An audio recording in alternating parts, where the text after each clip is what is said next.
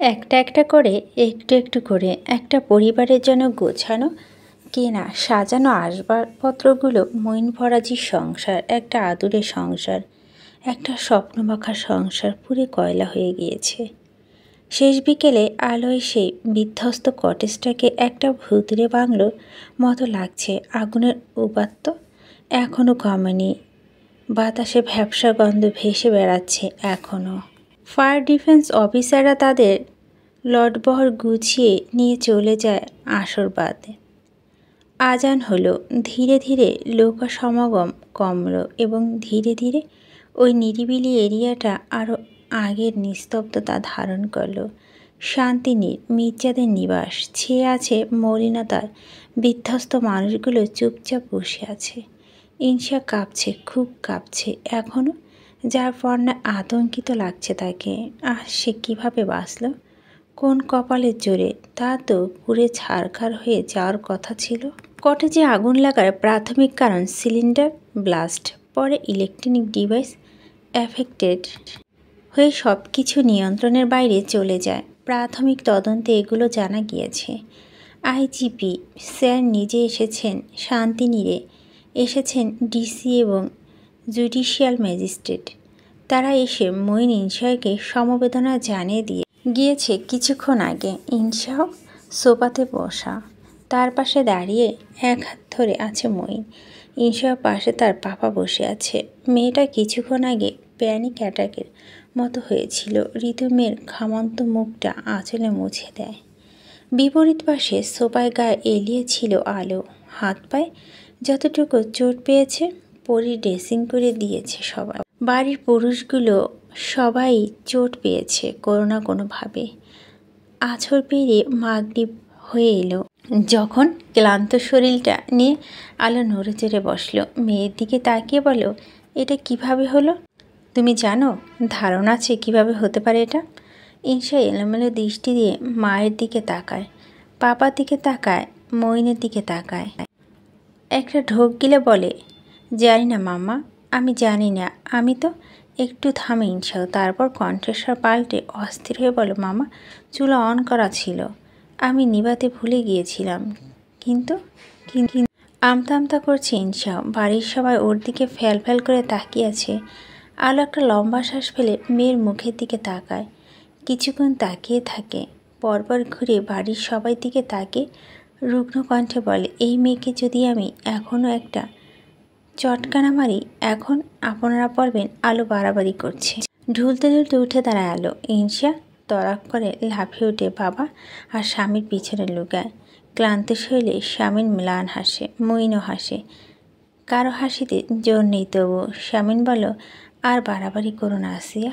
আলো তার বাড়াবাড়ি অব্যাহত রাখে। মেয়েকে টেনে এনে জড়িয়ে ধরে কাঁদতে থাকে হাহাকার করে। আরেক দফা শ্বাসরুদ্ধকর পরিস্থিতি মুখোমুখি হতে হয় সবাইকে। ঝাপসা চোখে ইনসা মাকে দেখে, দেখে মায়ের পুড়ে যাওয়া হাত পা, দেখে মায়ের পুড়ে যাওয়া অর্ধেকখানি চুল, যে চুল পাপার প্রিয়। মায়ের নরম গালে ইনসা হাত রেখে কেঁদে বলে, এবারও বাড়াবাড়ি দিলে মামা কপালে কপাল ঠেকায়। মায়ের বাড়ির পরিস্থিতি ঘুমট। ইহান ইনসাকে তাড়া দিয়ে বলে, মইনকে নিয়ে ঘরে যা, এসব বন্ধ কর, সবার বিশ্রামের প্রয়োজন আছে। তো প্রেরণা এসেছিল এবারই সবার যা অবস্থা। সে কিছুক্ষণ থেকে এটা ওটা সাহায্য করেছে ঋতুকে। ঋতু মেয়েটি পছন্দ।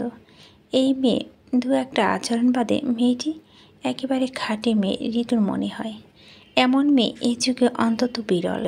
ইনায়া ফিরেনি সন্ধ্যায় প্রীতম প্রেরণার সাথে। কটা দিন থাকবে এখানে। সেহা আর শান্ত আসছে। বাড়িতে লোক সমাগম, কাছে দূরে স্বজন আসছে। এত বড় বিপদের কথা শোনা মাত্র অস্ট্রেলিয়া থেকে স্বামীর ঘনিষ্ঠ বন্ধু ফুয়াদ কল করেছে। স্বামীন ওর সাথে কথা বলে ক্লান্ত পায়ে হাঁটতে এসে লিভিং রুমে সোফাতে ধপ করে বসছে। আলোকে ডাকে। আলো, ঋতু, পরি তিনজন আসে। কেমন দীর্ঘশ্বাস ছেড়ে স্বামীন বলে, এই মেয়েটার নতুন সংসারটা এভাবে জ্বলে গেল। তোমরা একটু ছেলে মেয়ে দুটোকে দেখে শুনে রাখো। দুজনের সংসারটা জোড়াতালি দিয়ে গড়ে দেওয়া আমাদের দায়িত্ব এখন। দোতলা থেকে এস্তপায় নামছে ইহান। বাড়ির বড়রা সবাই নিচতলায় ছিল। ওকে দেখে ইসমাম জানতে চাইল কোথায় যাচ্ছিস। বড্ড তাড়াহুড়ো ছিল ইয়ানের।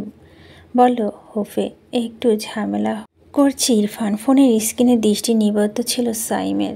লোকাল ব্লগারদের ধারণ করা দৃশ্যটুকু বারবার পজ করে দেখছে সে, সাথে শুনছিল ব্যাকগ্রাউন্ডে ওই কথাগুলো। ভেবেছিলাম স্ত্রী হয়তো জীবিত নেই, শোকের মাতর চলছিল গোটা মির্জা পরিবারে, কিন্তু পরে স্ত্রীর চোখের সামনে জীবিত দেখতে পেয়ে পুলিশ সুপার পাগলামি। এ যেন সিনেমার কাহিনীকে হার মানা 1 ঘন্টার ভিডিওটি কাঁদিয়েছে ইন্টারনেট দুনিয়ার একাংশকে। সাইম দেখছিল নিমিমেষ। মঈন ইনশাকে কাঁদতে কাঁদতে উন্মাদের মতো চুমু খাচ্ছিল দুগালে, আর ইনশা চেঁচিয়ে কিছু একটা বলছিল। লোকটা গলা জড়িয়ে ধরে আরও কিছুক্ষণ ভিডিওটি দেখল সাইম। হুট করে কী হলো, এক আছাড়ে ফোনটা ছুঁড়ে মারল সুইমিং পুলে। সাগর ভূঁইয়া অদূরে বসে দেখতে লাগলো ছেলের কাণ্ড। মাগরিবের ওক্ত শেষ হয়েছে। মঈন শান্তি নেড়ে ইসি রুমে টান টান হয়ে শুয়ে আছে। গায়ে ইউনিফর্ম এখনও খোলেনি। লোকটা না খেয়েছে 1 গ্লাস পানি। এতটা ক্লান্ত, এতটা উত্তেজিত নিজেকে কখনো লাগেনি মঈনের।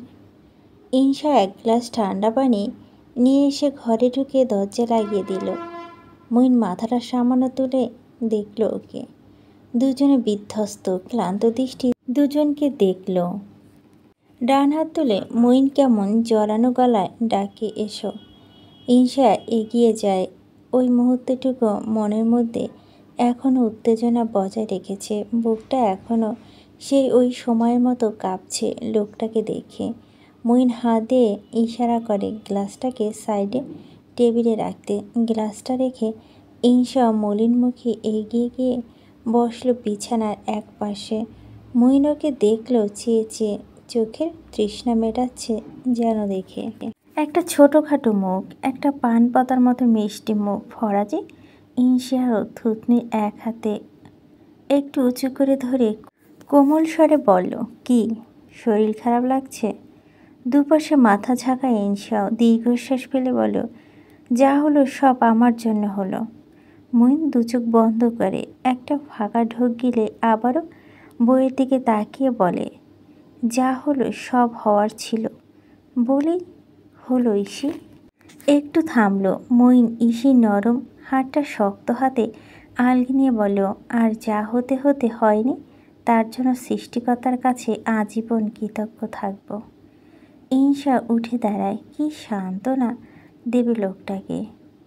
লোকটা কতদিন গড়ে তোলা একটা সংসার, কত পরিশ্রম, সব এক দুপুরে পুরে ছারখার। আর লোকটা দেওয়ার সব উপহার। ইনশা তৎক্ষণাৎ নিজের গলার দিকে চায়। আজ সকালে এটা কি মনে করে পড়ছিল সে জানে না। বড্ড আবেগী হয়ে লকেটটা ধরে আবার বসে পড়ে সে। মঈন ওকে দাঁড়িয়ে দাঁড়িয়ে লক্ষ্য করে। এরপর একটা নিশিকে বুকে টেনে নেয়। ইনশা চুপচাপ পড়ে আছে, দু চোখ বন্ধ করে। মঈন বলে, এটা গলায় রাখার জন্য আপনাকে শুকরিয়া। পাশাপাশি শুয়ে দুজনের দিকে তাকিয়ে আছে। ইসি বলে, ফরাজি আপনার এতদিনে পরিশ্রম, একটু একটু করে জমানো, এগুলো আপনার পরিশ্রম। মঈন বলল, বুড়ো হয়ে যায়নি, যথেষ্ট পরিশ্রম করার মুরুদ আছে এখনও। আমারও আছে। দু চোখের পাতা বুঝে বলে ইনশাও, তাহলে তো হয়ে যাবে। এতক্ষণ পরে সামান্য হাসে, হাঁপাতে হাঁপাতে বলে মঈন। ইনশাও হেসে ফেলে। দুজনে হাসতে থাকে দু চোখ বন্ধ করে। কল আসে একটা। কলটা রিসিভ করে মঈন কিছুক্ষণ ওপাশের ব্যক্তির কথা শুনল। তারপর কলটা কেটে সোশ্যাল সাইটে ঢুকলো। আজকের ভিডিও ক্লিপটুকু আলোড়ন তুলেছে বিভিন্ন পেজে। ক্যাপশনে লেখা, এমন একটা জামাই চাই, এমন অফিসারের বউ হতে চাই, এভাবে কেউ আমাকে ভালোবাসুক। ইনশা মঈন দুজনে হাঁ করে ভিডিওটার দিকে তাকিয়ে থাকে। পরপর একজন আরেকজনের দিকে তাকায়। এতক্ষণে লজ্জা ঢেলে বেরিয়ে আসে ইনশা। পরপর মুখ ছেয়ে যায় অপ্রস্তুতভাবে। অস্ফুট বলে, এসব কি? মঈন উঠে বসলো। দম নিয়ে বলল, পুরো ভাইরাল করে দিল ননসেন্সগুলো। ইনশা উঠে বসলো, বলল, সেন্সারি আপনার এসব না করলে হতো। সি এগুলো অনবরত পারে, সবাই দেখবে। এই লোকগুলো শান্তি হারাম করে দেবে আমার। মামা পাপা ভীষণ বিব্রত হবে। হায় আল্লাহ, এ আবার নতুন কোন বিপদ। মুইন ওর দিকে কিছুক্ষণ তাকিয়ে থেকে ফোনটা হাতে তুলে নিয়ে সাইবার সিকিউরিটি ব্যুরো অফিসে কল করে বলে, আমি মঈন ফরাজি বলছি। হ্যাঁ, ওই ভিডিওটা। ওকে বলতে না দিয়ে অফিসে তাড়াহুড়া লাগিয়ে বলল, জি আপনার শ্বশুর স্বামী আসামি যা কিছুক্ষণ আগে কল করে এটা সরাতে বলেছেন। জি, আমরা কাজ চালাচ্ছি, আর কিছুক্ষণ ধৈর্য রাখুন। কল কেটে আবারও শুয়ে পড়ে মঈন। ওর পাশে শুয়ে পড়ে ইনশিয়াহ। আবারও কিছুক্ষণ হেসে মঈন বলে, বউরে বউ, আপনার অ্যারেঞ্জ ম্যারেঞ্জ ফোবিয়া কাটাতে গিয়ে একেবারে ভাইরাল হয়ে গেলাম। ইরফান মির্জা, শ্যামলা গম্ভীর চেহারা, টকবগে 26-এর ছেলেটা, রাগী এবং খ্যাপাটে ছেলেটা শান্ত ভাব দেখে তবে ইহান লম্বা শ্বাস ফেলল। ভাইয়ের প্রতি স্নেহ জাগছে, তবে রাগ হচ্ছে। ধমকে বলে, এইসব কোন ধরনের ফাজলামি? তুই কি শোধরাবি না? আর শান্ত থাকতে পারল না ইরফান। দেওয়ালে সজোরে একটা ঘুষি মেরে বলে, তোমরা শোধরাতে দিলে তো? এই আমাকে মানুষ মনে হয় না? সুধীর ভাই মনে হয়? নাকি বোন তোমার একাই? আমি কেন খবর পাইনি সাথে সাথে? হয় জবাব দাও। অম্বর কাঁপিয়ে চেঁচার ইরফান। ওর কপালে নীলছে শিরা দৃশ্যমান। ওর দিকে শান্ত চোখে চেয়ে থেকে ইহান বলল, কি করতিস তুই? এখান থেকে উঠে যেতিস? ইরফান হাঁপাচ্ছে। হাঁপাতে থাকলে কিছুক্ষণ ইহান ওকে ধাক্কা মেরে চেয়ারে বসিয়ে দিল। চেয়ার এক হাতল ভর রেখে নিচে হয়ে ভাইয়ের চোখে চোখ রেখে বলল, এই অস্থির স্বভাবটা যতক্ষণ চেঞ্জ না করতে পারবি ততক্ষণে কিচ্ছু হবার নেই। তা তুমি অস্থির হওনি বোনের জন্য? হাত পুড়িয়েছ কেন? চেঁচিয়ে জানতে চায় ইরফান। ইহান ওর দিকে ঘুরে তাকালো। বলো, যা হয়েছে সব নিজের দোষে হয়েছে তোর। ইরফান চুপ হয়ে গেল হুট করে। ইহান ভাইয়ের দিকে ঝুঁকে বসলো। গলার কাছে শার্টের বোতামটা লাগিয়ে দিতে দিতে বলল, আর মাত্র কটা দিন আছে ও বাড়ির অফিস। বোনদের সামলানোর জন্য সারা জীবন পড়ে আছে। ইরফান, আমাদের ডিসেন্ট করিস না আর প্লিজ ভাই। দাদানের কথা শুনল ইরফান চুপচাপ। ইহান পকেট থেকে ফোনটা বের করে শামিনকে কল লাগায়। ইরফানের দিকে তাকিয়ে বলে, ধরিস কথা বল। বোনের সরল মুখটা দেখে বুকটা কেমন করে উঠল ইরফানের। এদিকে ইনশা চুপটি মেরে তাকিয়ে আছে। ইরফান স্মিথ এসে মাথা চুলকালো। ইনশা রাগী গলা বলল, কি ম্যানেজমেন্টের লোকেদের সাথে ঝামেলা করেছিস? এই তুই শোধরাবি না? বিয়ের পর স্বামীর জন্য রান্না করতে গিয়ে পুরো ঘরটাই পুড়িয়ে দিলি। এই তুই কখনো শোধরাবি না? ইনশা হাসলো। চোখের কোণে জমে থাকা জল মুছিয়ে নিয়ে বলল, হয়তো না। ইরফানও হাসলো, অমায়িক হাসি। বলল, আমিও হয়তো না। ভাই বোন অযথাই হাসে। যেমন ঝড় ঘুটে ওরা, ঠিক তেমন প্রাণ উচ্ছ্বাল। হোপ থেকে ইহান ফিরল রাত 2টোর সময়। ঋতুকে লিভিং রুমে জেগে থাকতে দেখে সে মায়ের দিকে এগিয়ে যায়। ঋতু জানতে চায় ইরফানের কথা। ইহান বলে, চিন্তা করো না, ঠিক আছে। তর্কাতর্কি করেছে, শুধু মারামারি না। ঋতু ছোপাতে গা এলিয়ে দিয়ে হাঁক ছেড়ে বলল, আর চিন্তা? তোদের 2 ভাইকে জন্ম দিয়ে আমি চিন্তার সাথে সখ্যতা করে নিয়েছি। বুঝি না তোদের আমাদের ব্যর্থতা। ভাইয়া ভাবি, আমি, তোমার বাবা, পরি, ছোট ভাইয়া সবাই অভিভাবক হিসেবে ব্যর্থ। আমাদের ব্যর্থতা। ইহান চুপচাপ দোতলায় উঠে মায়ের ব্যাপারটা সে ধরতে পেরেছে। ইদানিং একটা পুত্রবধূর জন্য হাপিতেশ করছে ভীষণ, অথচ ইহান মনটাকে স্থির করতে পারছে না। একজনকে ঘিরে যে নাদানা অস্থিরতা তার হচ্ছে, তার সমাধান করতে পারছে না সে। কীভাবে কী হবে ইহান জানে না। কটেজ পুড়েছে, পুড়েছে মইনের অর্জিত সব কিছু, পুড়েছে সব ডকুমেন্টস। যদিও জেরক্স আছে সব ডকুমেন্টসের, তবুও সে মডেলগুলো মঈন শর্মান, মঈনের অর্জন। রাতের নিস্তব্ধতার মাঝে দুজন দুজনের দিকে তাকিয়ে দুজন দুজনের হাতে হাত রেখে বসে আছে।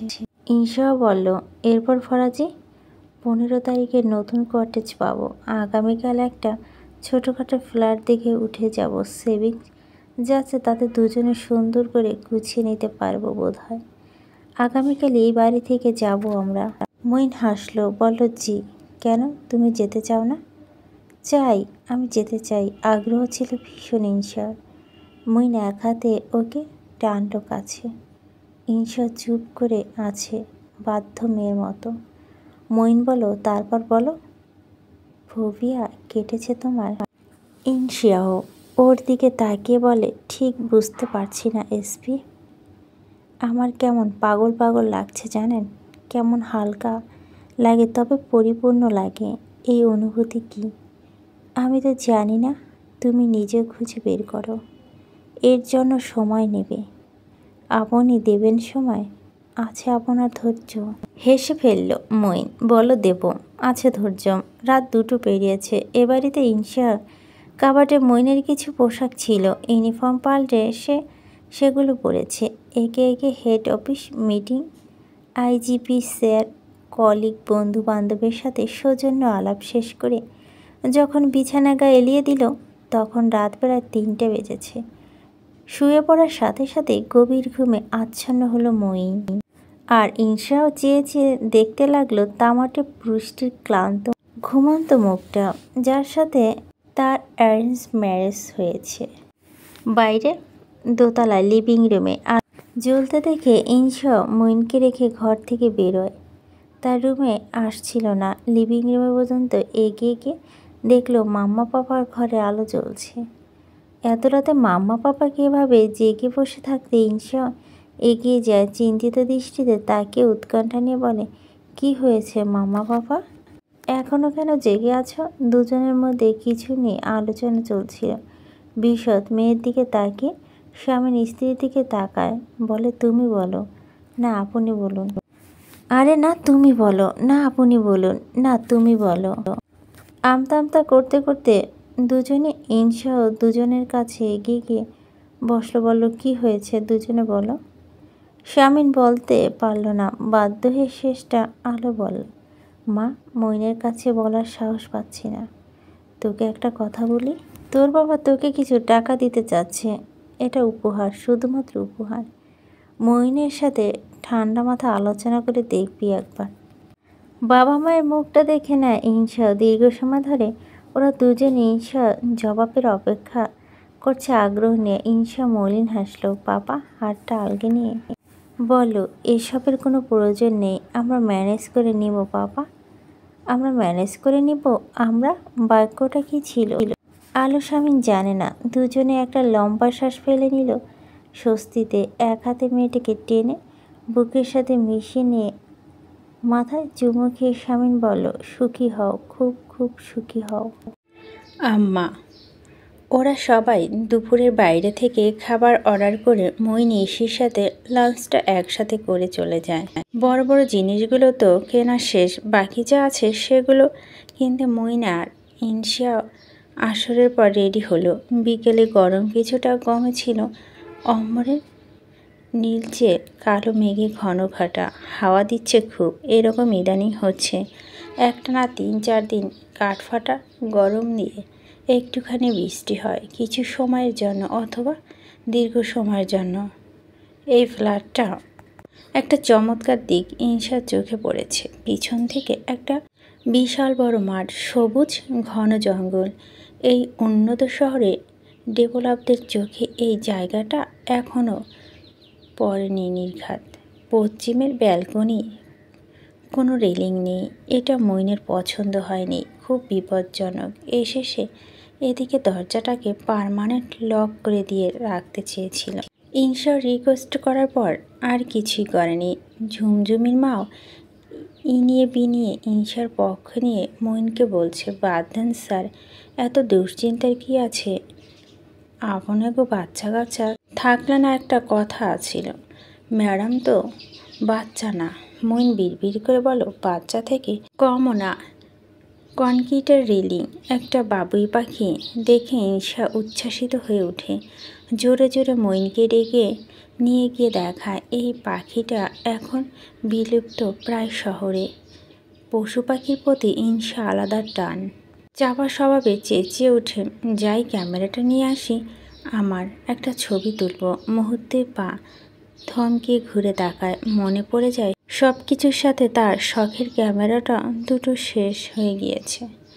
শুকনো মুখটা অভিব্যক্তি দেখে মইন সবটা বুঝে নিয়ে ইসিকে কাছে টানে, কাঁধে থুতনি ঠেকিয়ে একটা লম্বা শ্বাস ফেলে বলে, নেক্সট স্যালারি পেয়ে একটা ক্যামেরাও নিয়ে নেব।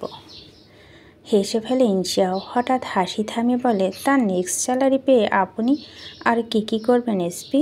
রাতে ফিরে লিস্ট করব। সন্ধ্যার আগে দুজন লোকাল মার্কেটে যা নিজেদের জন্য প্রয়োজনীয় কিছু জিনিস নেবে। লোকাল মার্কেট ঘোরা আইডিয়াটা ইনশার ছিল। দুটো সব ঘুরে ইনশা নিজের জন্য 3টে টি-শার্ট নিল দুটো পায়জামা। মইন শুরুতেই দোনামোনা করছে দেখে ইনশা হাসতে হাসতে বলল, আপনি ভেবেছেন আমি বুঝি খুব এক্সপেন্সিভ ব্র্যান্ডের পোশাক পরি? এসপি, আমার টি-শার্টগুলো সব এ ধরনের লোকাল মার্কেট থেকে কেনা, কম দামি ফেব্রিক্স, কোয়ালিটি উচ্চই না। অবশ্যই মামা পাপা থেকে শপিংয়ে ব্যাপক টাকা নিতাম, তারপর এসব দোকান থেকে ড্রেস কিনে বাকি টাকা শিশু কল্যাণ এজেন্সিকে দিয়ে দিতাম লুকিয়ে। হাসছে ইনশাও, খিলখিলে হাসছে। মইন ওর দিকে তাকিয়ে আছে মুগ্ধ হয়ে। ইনশা ওর কাছে এসে বলল, আপনার বউ পাপা কি পরি আদুরের, এসি ছাড়া চলে না টাইপের মেয়ে হতে পারে, তবে খুচুরে নয় এসপি, ডোন্ট ওয়ারি। চলুন ওদিকটা যাই, ওয়াশরুমে পরার চপ্পল নেই, চলুন সেগুলো ওই ভ্যান থেকে কিনি, 199 টাকা জোড়া। খিলখিলে হাসতে হাসতে মইন টানতে টানতে নিয়ে যায় ইনশাও। আর মইন শুধু ওকে দেখতে থাকে অবাক হয়ে। এই রূপগুলো কাঠিন্য আড়ালে এতদিন লুকিয়ে রাখছিল এই মেয়ে। কি সুন্দর, কি ভয়ঙ্কর সুন্দর। এক ফাঁকে ফরাজি নিজের একটা গোপন কাণ্ড করে বসলো। ইনশাকে ওই লোকাল মার্কেটে আইসক্রিম পার্লারে বসে একটা শাড়ি কিনে ফেলল সে। এটা যখন মইনের শার্ট কিনতে গিয়েছিল তখন মইন পাশের দোকানে ম্যানিকুইনের গায়ে দেখেছিল সাদা শিপনের শাড়ি, পাড়ের কাছে হালকা সিলভার সিকোয়েন্সের কাজ। কিন্তু ধরা পড়ে গেল ইনশার কাছে। ইনশা গম্ভীর মুখে শাড়িটা দেখতে থাকলো। মইন অপ্রস্তুতের মতো বলল, আরে এমনি নিলাম, পরার কোনো বাধ্যবাধকতা নেই, এমনি এমনি। ইনশা মইনের কাচুমাচু মুখ দেখে অল্প মাথা নেড়ে বলল, আচ্ছা বুঝলাম, এমনি চলুন যাই, বৃষ্টি নামবে, আর জ্বর বাতাতে চাই না। বুকশপ থেকে 3টে ক্রিমিনাল ডায়েরি নিল ইনশাও বেছে বেছে। তারপর একটা ক্যাফে নিয়ে ওরা যখন অ্যাপার্টমেন্টে ফিরল তখন রাত 9:30। বাইরে ঝমঝমে বৃষ্টি শুরু হয়েছে। এত রাতে শপিং করে ক্লান্ত ইনশাও ম্যাট্রিক্সে ধপ করে শুয়ে পড়ল। এর মাঝেও বাড়ি থেকে লাগাতার ফোন করে যাচ্ছে সবাই। ক্লান্ত ইনশা কথা বলল না। মইন সবাইকে সামলে একটা লম্বা শাওয়ার নিয়ে বেরিয়ে টেবিল সেট করলো। ঝুমঝুমের মা রেঁধে রেখে গিয়েছে। ইনশা তৎক্ষণাৎ ম্যাট্রিক্স থেকে উঠে চটপটে হলো। নতুন শপিং ও বাড়ি থেকে আনা পোশাকগুলো গুছিয়ে কাপড়ে রাখতে হবে। মিঠিকে খাবার দিয়ে রুমে এসে যখন ব্যাগের জিরাপ খুলল তখন ভীষণ অবাক হলো ইনশাও। ব্যাগের মধ্যে এতগুলো টাকা ক্যাশ দেখতে পেয়ে পাশে এসে দাঁড়ালো মইন। দুজনে ভীষণ হতভম্ব, বুঝতে বাকি রইল না কাজটা কাদের। ইনশা বিব্রত হয়ে টাকাগুলো তুলে নিয়ে মইনের দিকে ফিরে বলল, আমি বলছিলাম পাপাকে, আচ্ছা মাইন্ড করবেন না, আমি আগামীকাল ওনাকে বুঝিয়ে টাকাগুলো ফেরত দিয়ে দেব। মইন কিছু বলছে না, ভীষণ দ্বিধা হচ্ছে তার। একটা কথা ভেবে দ্বিধা হচ্ছে, এই ব্যাপারগুলো নিয়ে শ্বশুর শাশুড়ি কীভাবে ফেস করতে হয় জানে না মইন। ঠিক তখন ব্যাগের মধ্যে একটা চিরকুট পেল ইনশাও। কৌতূহল হয়ে চিরকুটটি খুলল সে। মইনের কাছে এসে চিরকুটটা পড়ে। শামিনের হাতের লেখা। এগুলো নবদম্পতি মইন ফরাজি এবং ইনশা বিনতে শামীমের জন্য দোয়া। শামীম ইয়াসা মির্জা, অদ্রিতা আলো, ইলহাম মির্জা, ইসমাম মির্জা, হুমায়রা ঋতু, রুকায়া পরি, ইহান তাজওয়ার মির্জা, ইয়ানা, শেহা। চিরকুটের এক প্রান্তে বাড়ির সকলের স্বাক্ষর। মইন আর ঋষি কিছুক্ষণ তাকিয়ে থেকে হেসে ফেলে। মইন কি বলবে বুঝতে পারছে না। ইনশা ক্যাশগুলো ব্যাগে ভরে নিতে নিতে বলে, আমার পরিবারটা একটু ন্যাকা, তাই না? হাসলো মইন, বলল, হ্যাঁ ন্যাকা। এমন একটা ন্যাকা পরিবার আমার কখনোই ছিল না।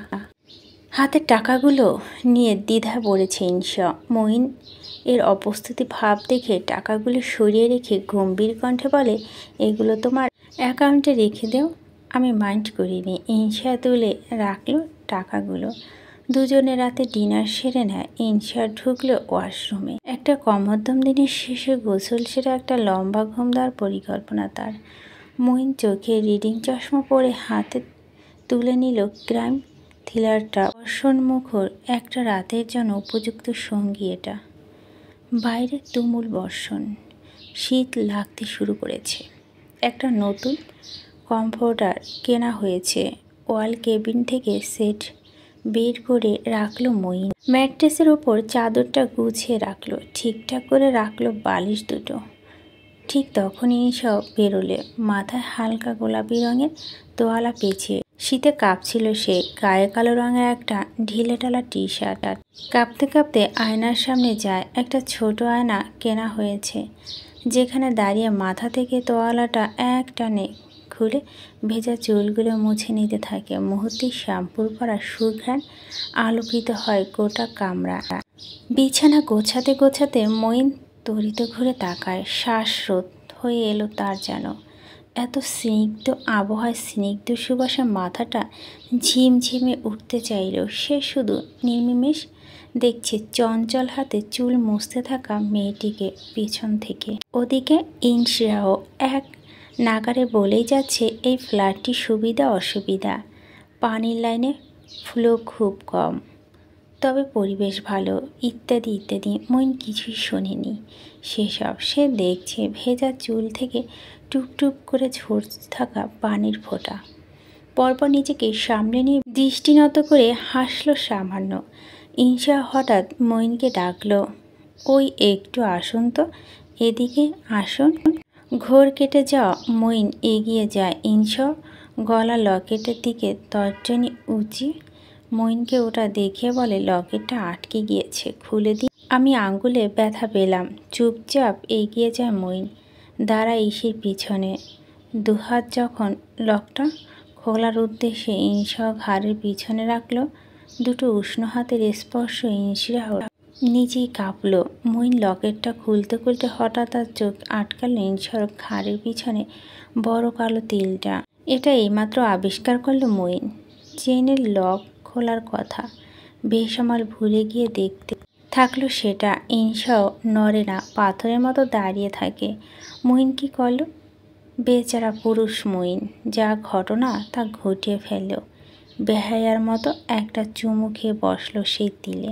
আকস্মাৎ ইনশাও চমকালো, পর মুহূর্তে স্থির হলো। জমতে জমতে জমেই গেল। আবার অস্থির হলো মইন। বেচারা কি করবে? নিজেকে কিভাবে আটকাবে? বই তো, 3 কবুলের বউ, বড় আদরের বউ। লকেটের লকটা খুলে অস্বস্তি হয়ে ইনশাও ঘাড়ে নাক ঠেকে একটা লম্বা শ্বাস ফেলল। তাকে আবারও অস্কারে যাচ্ছে এই বৃষ্টির ঝমঝমে আওয়াজ। লেলিয়ে দিতে চাইছে তাকে। ইনশা কাঁপলো। নিজের টি শার্ট এক হাতে ঘামছে চেপে ধরে অস্ফুট আওড়ালো, কি করছেন ফরাজি? আবারও হ্যাংলার মতো দীর্ঘশ্বাস ফেলছিল। অস্পষ্ট বলে মইন। ইনশা কি যেন হলো, কেমন নরম হয়ে মৃদু আওয়াজে বলো, দীর্ঘশ্বাস এখানে। ওর ভেজা ভেজা চুলগুলো সরিয়ে কাঁধ ঘাড় আর একটু উন্মুক্ত করে আর একটু দখল করে মইন মোহগ্রস্ত ন্যায় বলল, হ্যাঁ এখানে। দীর্ঘশ্বাস ঠিকঠাক জায়গায় ফেলতে হয়। সাবধানে চুল সরিয়ে ঘাড়ের পাশে যেন তুমি টের পাও আমিও আসলেই অসহায়। ইনশিয়া নরম হয়ে উঠল।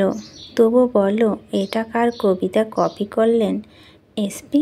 মঈন ওকে পিছন থেকে আগলালো। ইসি কোমরে বিচরণ করছে ওর ধীর হাত। ওর ঘাড়ে একটা একটা করে দীর্ঘশ্বাস ফেলতে ফেলতে মঈন বলল, মনে আসছে না লোকটার নাম? স্বপ্নলী চক্রবর্তী সম্ভবত। মস্তিষ্ক অতিরিক্ত দীর্ঘশ্বাসের চাপে হ্যাং হয়ে গিয়েছে। কথার সিঁড়ি দেখে ইনশা খিলখিলে হেসে ওঠে বাচ্চাদের মতো। মঈন মাথা তুলে ওর দিকে তাকায়। ইনশা হাসি থামিয়ে তাকায়। ওই মদক্য চাহনি এত জোর। ইনশা পরিস্থিতি রসাত্মক করতে পারে না কোনোভাবেই। ইনশাও ঘুরে মঈনের পেল টি শার্টের গলার কাছে বোতাম। অযথা আঙ্গুল চালিয়ে মঈনের চোখে চোখ রেখে বলো, আপনি বুঝি অনেক অসহায়? আশকারা পেয়ে ওকে তড়িত ঘড়িতে নিয়ে মঈন আবারও ওর কাঁধে থুতনি ঠেকে বলল, খুব বেশি, খুব। আমি ভীষণ অসহায়। ঘাড়ের কাছে আর একটু নিচে আবার অসামাল উৎপীড়ন। ইনশাও থিতু হয়ে বলল, এটা আবার কি এসপি? দীর্ঘশ্বাস ফেলছি। দীর্ঘশ্বাস ঠিকঠাক জায়গায় ফেলতে হয়। সাবধানে চুল সরিয়ে ঘাড়ের কাছে আর একটু নিচে। যেন তুমি টের পাও আমি আসলেই অসহায়। অস্থির হয়ে আবারও বিড়বিড়ায় মঈন। ইনশা দু চোখ বন্ধ করে দম নিল। মন মস্তিষ্ক আবেগ অনুভূতি দ্বিধার সংকোচের যুদ্ধজয়ী এক নারী বড্ড অনুরাগে ছুঁল স্বামীর গাল। আবারও বলল, আপনি সত্যি খুব অসহায়? আমি বেচারা, ট্রাস্ট মি। তৎক্ষণাৎ জবাব মঈনের। ইনশিয়াও আবারও দম ফেলে দু চোখ মেলে আয়না মঈনকে দেখে। হঠাৎ কি হলো তার? মৃদু আওয়াজে বলল, শাড়িটা পরবো যদি তোমার ইচ্ছে হয়। ওর ঘাড়েই আশ্রয় নিয়ে মঈন জবাব দেয়, হচ্ছে, আমার ইচ্ছে হচ্ছে। আবারও অনুরাগ নিয়ে জবাব দিল ইনশা। মঈন ওকে ছাড়ল। গুটি গুটি পায়ে এগিয়ে গিয়ে ইনশা সাদা শিপনের শাড়িটা কাবার থেকে বের করে পাশের ঘরে গিয়ে পরে আসলো, যে ঘরে মিঠিকে রাখা হয়েছে। শাড়িটা বড্ড ঝামেলা করে পরেছে।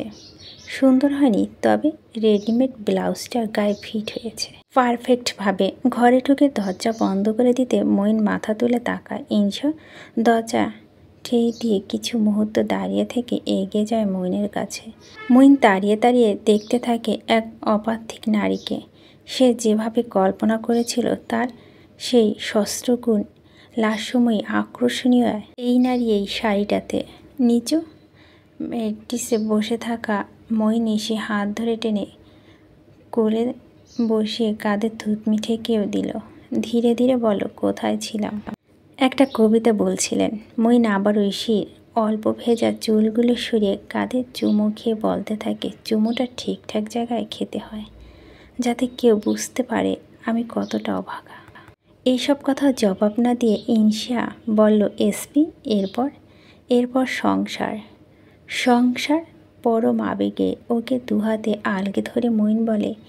ইনশা ধীরে ধীরে বিকলিত হয়। এমন কঠিন মেয়ে, এমন করুণ রূপটা দেখে মঈন বলল, তা তোমার উত্তর পেয়ে গিয়েছ? দু চোখ বন্ধ করে মাথা ঝাঁকিয়ে ইনশা বলে, ওই পাগল পাগল লাগা, হালকা তবু পরিপূর্ণ লাগাটা সুস্থতা আমার।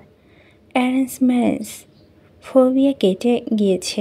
আর 5টা বাদামি মেয়ের মতো ইসি ধপ করে, হুট করে, ধপাস করে তার স্বামীর প্রেমে পড়ে গিয়েছে। হুট করেই এত কম সময়ে, কি আজব, কি আজব। চোখ বন্ধ করে বিড়বিড় করে ইনশিয়াহ। ওর সহজ সরল সোজা সাপটা স্বীকারোক্তি মঈনকে চূড়ান্ত উস্কে দেয়। ইনশিয়াহ কাঁধে আবারও নাক ঠেকে লম্বা শ্বাস ফেলে। ইনশাহ চোখ বন্ধ করে বলে, এখন এটা কী ছিল? দীর্ঘশ্বাস ঠিকঠাক জায়গায় ফেলতে হয়। আর কিছু বলতে পারল না মঈন। পাশের ঘরে শব্দ হলো। ইনশা উঠে মঈন থেকে নিজেকে ছাই নিয়ে ছুটে যায় মিঠিকে দেখতে। ওর ঘরে হাওয়ার টেবিল থেকে বই পড়ে শব্দ হয়েছে। খোলা জানালা আটকে দিয়ে ইনশা আবার রুমে ঢুকে দরজা বন্ধ করে দেয়। মইন বিছানায় বসে আছে। ইনশা ওর কাছে এগিয়ে যেতে আবারও টেনে কোলে বসে আদুরি গলায় মইন বলল, কোথায় ছিলাম?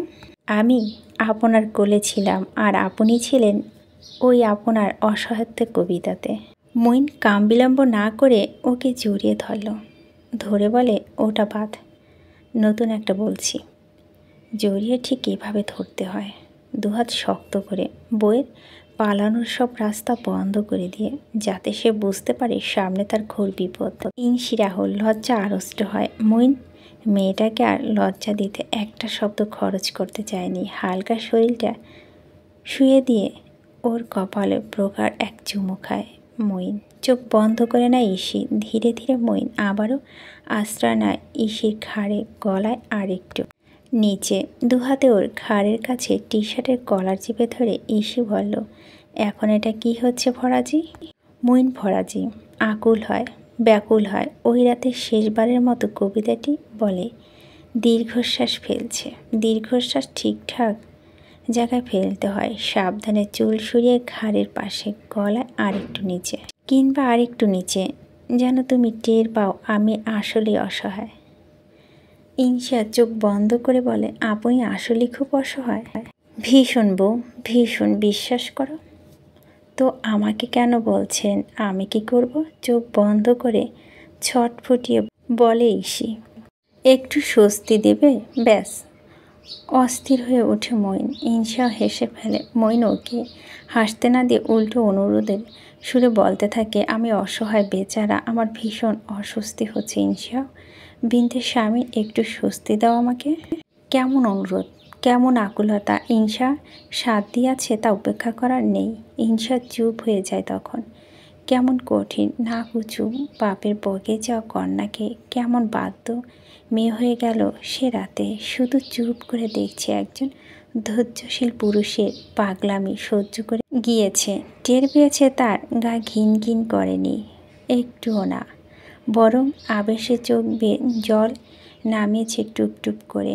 আবারও দেখেছে ধৈর্যশীল লোকটার পাগলামি, যার সাথে তার অ্যারেঞ্জ ম্যারেঞ্জ হয়েছে, যাকে সে হুট করে ভালোবেসে ফেলেছে, হুট করে যার বধূ হয়েছে। ঝিরিঝিরি বৃষ্টির ছন্দে এগিয়ে চলছে রাত। সময় গড়িয়েছে কয়েক ঘন্টা। দেওয়াল ঘড়ি রোবোটিক আওয়াজ তাই জানালো বৃষ্টি থামেনি রাতে। অত্যন্ত দায়িত্বের সাথে ওই অসময়ে বর্ষণধারা সিক্ত করেছে দুটো বাবুই পাখি। বেচারা মন উস্কেছে তাদের, ভীষণ উস্কেছে। ইনশার স্বামী বাহুডোরে বন্দি, দৃষ্টি তার তামাটে পুরুষটির মুখশ্রীতে নিবদ্ধ। খাড়া নাক, ধীর জল, প্রশস্ত কপাল, সব কিছু আজ বড্ড অনুরাগ নিয়ে দেখে ইনশিয়াহ। মইন একটু আগেই ঘুমিয়েছে। তামাটে রুক্ষ গলাটা নরম হাতে বুলিয়ে ইনশা দেখছিল শুধু ওকে। কিছুক্ষণ আগেও তার উষ্ণ স্পর্শগুলো লেপটে দিয়েছে ইনশিয়ার নরম অনুতাপে, পবিত্রতায়, পরিপূর্ণতায় ছাপ। হঠাৎ ইনশাহ কফি তেষ্টা পেল। কোনো মতে ঘুমন্ত মইনের থেকে নিজেকে ছাড়িয়ে নিয়ে উঠে সে এত রাতে একা একা কফি বানিয়ে খেতে খেতে তুনাদের কল দিল। তুনারা অত রাতে ইনশার কল পেয়ে ভীষণ অবাক। বান্ধবীদের আরও অবাক করে দিয়ে ইনশা চেঁচিয়ে উঠল, arrange marriage is not scary at all. একটু থেমে ইনশা আবারও বলল, এবং আমি ঠান্ডা মরা মাছ নই, আমি বরফখণ্ড। I got a warm and gentle and to be dealt. ওরা পাগলামি মাথা মুন্ডু বুঝতে অপারগ হয় ওর বান্ধবীরা। ইনশা কল কেটে ঘুরে দাঁড়িয়ে চমকায়, দেখে মইন উঠে গিয়েছে এবং ওকে ঢ্যাপ করে দেখছে। ইনশা চোখ রাখতে পারে না পুরুষটির চোখে। কেমন অসহ্য এক অনুভূতি, লজ্জা, তাকানো না মইনের দিকে। ওর উদাম শরীরটা ইনশাকে লজ্জা দিয়ে মেরে ফেলতে চাইছে।